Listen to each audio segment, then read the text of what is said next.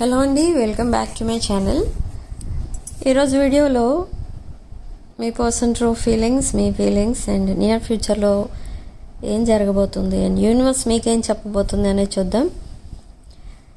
So ఇక్కడ మీ person ఎందుకు hold back చేస్తున్నారు, ఎందుకు ఏ డిసిషన్ తీసుకోలేని టైంలో ఉన్నారు, ఏ డిసిషన్ తీసుకోలేని స్టేజ్లో ఉన్నారు, ఎందుకు అని అంటే ఫస్ట్ పాయింట్ ఏంటంటే ఇక్కడ మీ పర్సన్ మీకు కరెక్ట్ కాదేమో అని కూడా ఆలోచిస్తున్నారు. అంటే మేబీ మీకంటే కొంచెం తక్కువ సంపాదించే టైప్ అయి ఉండొచ్చు, అంటే ఇన్కమ్ తక్కువ ఉండొచ్చు మీ పర్సన్కి.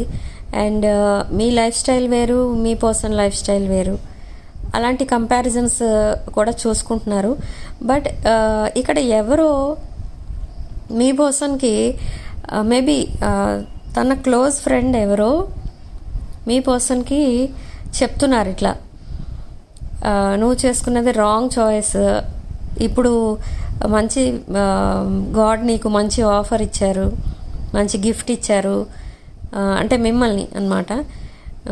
ఇప్పుడు ఈ ఆఫర్ అన్నా యాక్సెప్ట్ చెయ్యి, నీ పాస్ట్లో రాంగ్ చాయిస్ చేసుకుని నువ్వు ఇప్పుడు ఇలా అయిపోయావు అలా అని గైడ్ చేస్తున్నారు. ఒక ప్రాపర్ గైడెన్స్ అయితే ఇస్తున్నారు మీ పర్సన్కి. సో మీ పర్సన్ కూడా ఆలోచిస్తున్నారు ఇప్పుడు మిమ్మల్ని ఎలా ప్రపోజ్ చేయాలి. ఇప్పుడు ఆ ఫ్రెండ్ చెప్పిందంతా వింటున్నారు అనమాట. మీ వాళ్ళ ఫ్రెండ్ చెప్పింది కూడా కరెక్టే కదా. అంటే మీరు మీ పర్సన్కి ఎప్పుడు ఒక సపోర్టింగ్ పర్సన్లా ఉన్నారు, ఒక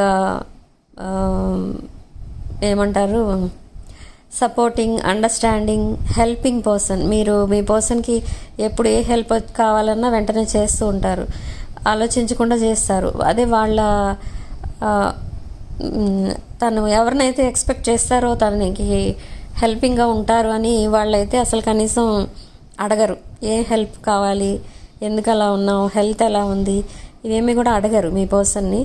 సో అందుకే మీతో అంత టచ్ లేకపోయినా కూడా, మీతో కనెక్షన్లో లేకపోయినా కూడా మిమ్మల్ని సడన్గా కాల్ చేసి హెల్ప్ అడిగితే మీరు వెంటనే చేయడానికి రెడీగా ఉంటారు.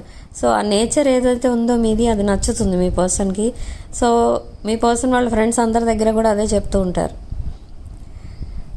అసలు మీ రిలేషన్ ఒక పాస్ట్ లైఫ్ కనెక్షన్ అని మీ పర్సన్కి అనిపిస్తుంది ఇప్పుడు.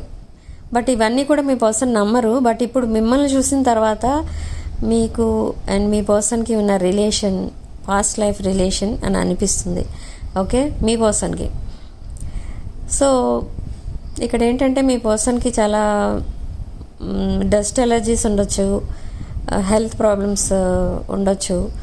సో అందుకే హార్డ్ వర్క్ అయితే చేస్తున్నారు. బట్ ఈ హెల్త్ ప్రాబ్లమ్స్ అవన్నిటిని కూడా కేర్ చేయకుండా హార్డ్ వర్క్ అయితే చేస్తున్నారు. మోస్ట్ ఆఫ్ ద డే చాలా బిజీ ఉంటున్నారు మీ పర్సన్, ఓకే.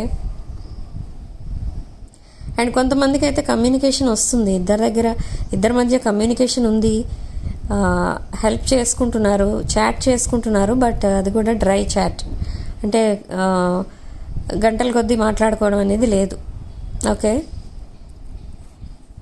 బట్ ఇది నెక్స్ట్ వీక్ ఆన్వర్డ్స్ మీరు ఎక్స్పెక్ట్ చేయొచ్చు మీ పర్సన్ దగ్గర నుండి మీ దగ్గరికి మీకు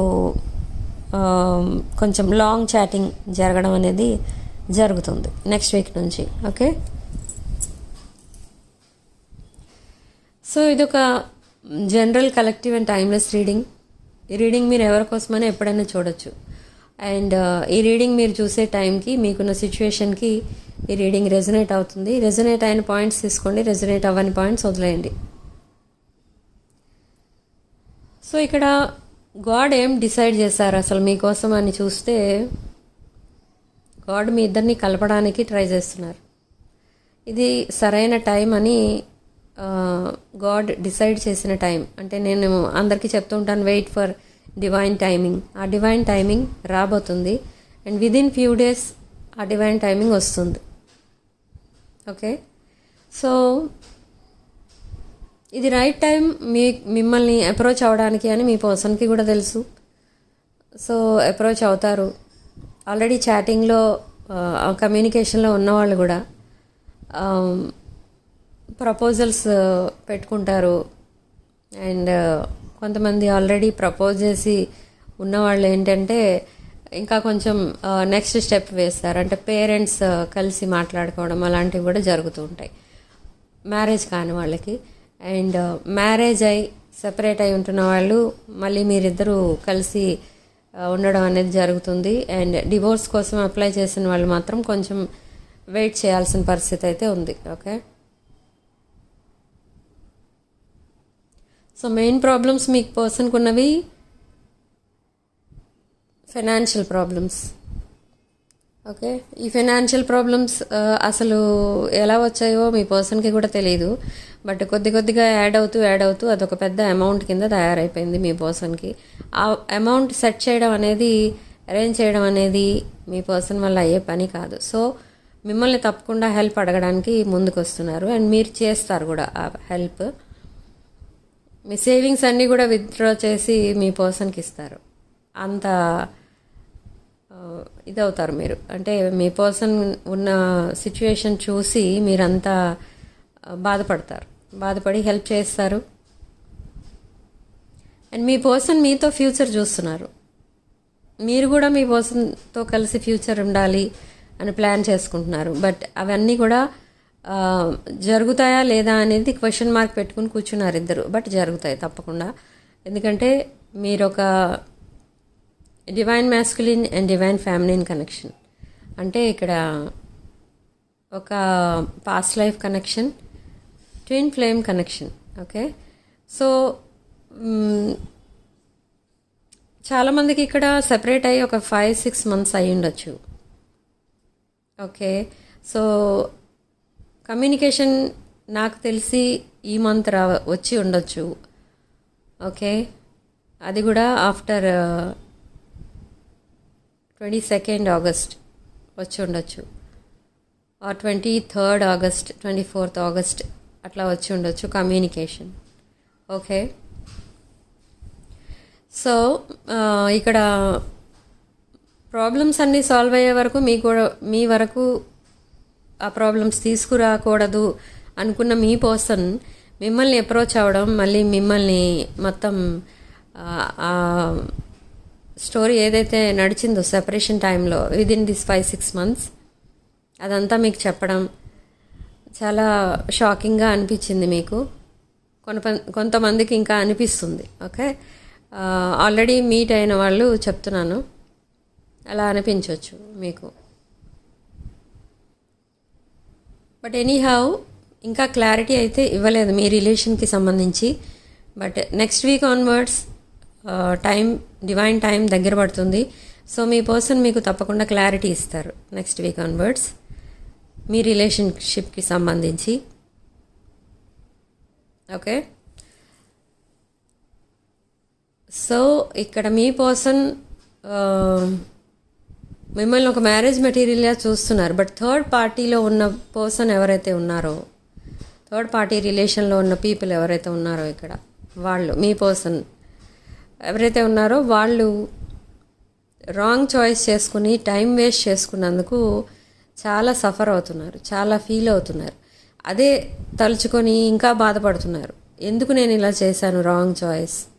ఎందుకంటే మీరు అప్పటి నుంచి మీ థర్డ్ పార్టీతో ఎవరైతే కాంటాక్ట్లో ఉన్నారో లాస్ట్ 4 to 5 years, వాళ్ళు ఆ 4 to 5 yearsలో మీరు పరిచయం అయితే లేరు మీ పర్సన్కి.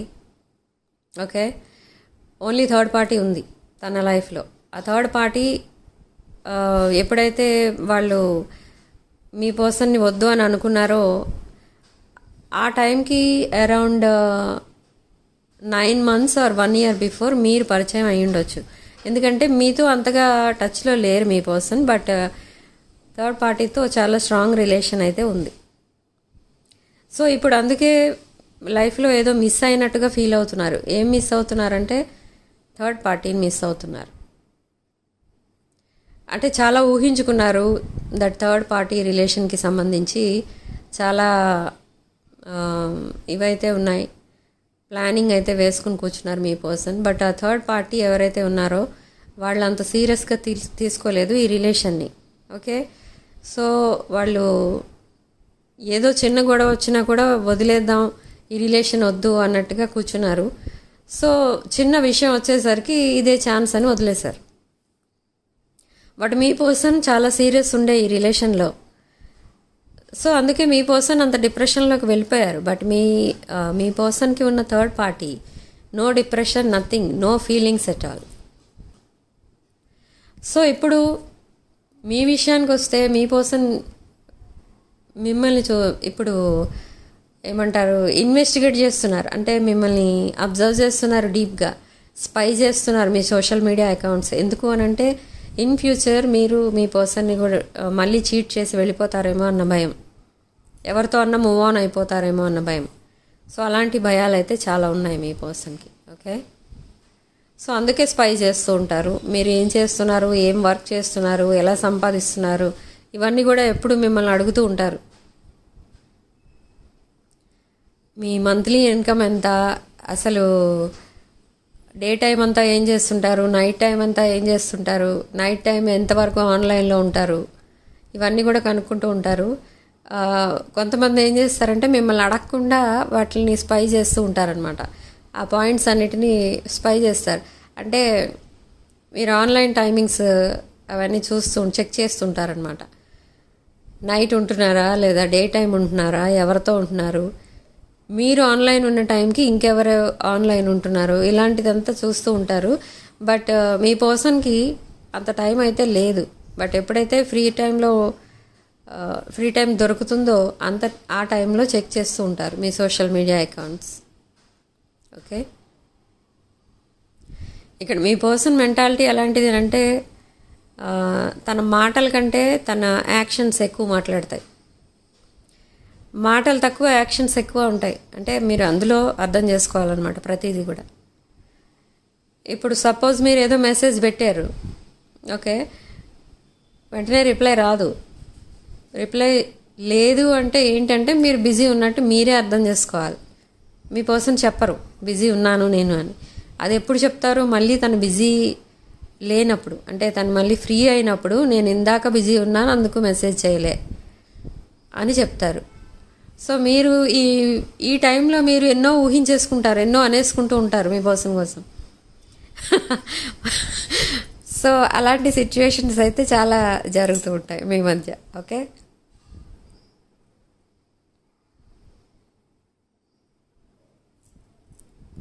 సో ఇక్కడ రాసుల విషయానికి వస్తే మనకి 12 రాసులు ఉన్నాయి. And lucky number 5. And comment సెక్షన్లో మీరు 999 అని టైప్ చేసి పాజిటివ్ ఎనర్జీని క్లెయిమ్ చేసుకోండి. ఓకే, సో రీడింగ్లో రెజొనేట్ అయిన పాయింట్స్ తీసుకోండి, రెజొనేట్ కాని పాయింట్స్ వదిలేయండి. అండ్ వీడియో కనుక మీకు నచ్చినట్టయితే లైక్ చేయండి, షేర్ చేయండి. And personal readings, reunion remedies, crystal bracelets, crystal pendants and gem stones, రుద్రాక్షలు, పిరమిడ్స్ ఇలాంటివి ఏం కావాలన్నా కూడా మీరు నా వాట్సాప్ నెంబర్ స్క్రీన్ పైన ఉంటుంది. ఆ నెంబర్కి కాల్ ఆర్ మెసేజ్ చేసి డీటెయిల్స్ అడగచ్చు. ఇవన్నీ కూడా మీరు అమౌంట్ పే చేసి తీసుకోవాల్సి ఉంటుంది.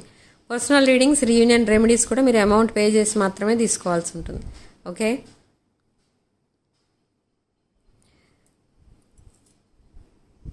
సో రీడింగ్ ఇంతటితో వదిలేస్తున్నానండి. మళ్ళీ నెక్స్ట్ వీడియోలో మళ్ళీ కలుద్దాం. Sharing, love and life.